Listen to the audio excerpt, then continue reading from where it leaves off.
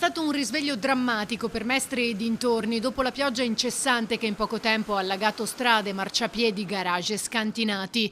Bissuola, Carpenedo, Zellarino, Marghera, Corso del Popolo completamente allagato. Anche in via Bosso, a Mestre, l'acqua ha invaso le zone più basse.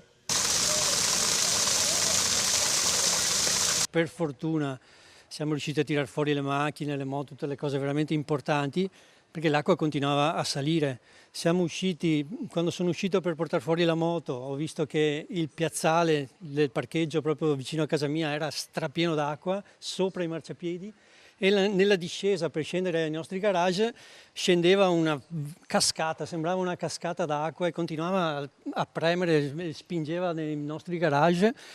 E siamo riusciti a tirar fuori tutto quello che siamo riusciti a tirar fuori. Una situazione mai vista prima, continua. È successo che qualche anno fa che è venuta un po' d'acqua, ma niente a confronto di adesso, qualche centimetro, ma veramente incredibile, sono rimasto sbigottito quando sono sceso e continuava a salire. È stato veramente dura, insomma, è stato veramente un brutto momento. L'acqua era ovunque. L'acqua era sopra il marciapiede, l'unico posto asciutto era qui dove abbiamo messo le moto, era l'unico posto dove non c'era acqua, tutta l'acqua del piazzale scendeva nella discesa qua e faceva una cascata e entrava tutta nei nostri garage. Il garage allagato, l'acqua fino a 50 centimetri più o meno giù, e effettivamente questo piazzale era completamente pieno d'acqua, tanto che le macchine avevano l'acqua a metà delle ruote, quasi a livello delle porte, insomma è mancato poco che l'acqua andasse dentro le porte.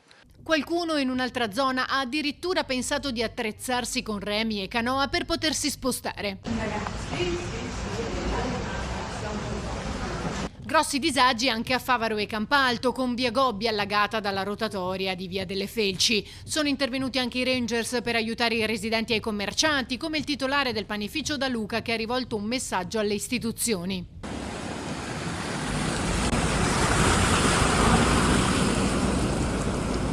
La rete fognaria non riceveva e quindi ha cominciato a inondarsi fuori il piazzale e poi ad ogni passaggio di una macchina o di un autobus faceva tipo un'onda e l'acqua ha cominciato ad entrare sempre di più e quindi mi sono trovato una decina di centimetri sotto acqua. Lei però si sente di lanciare un appello, soprattutto in questo caso alle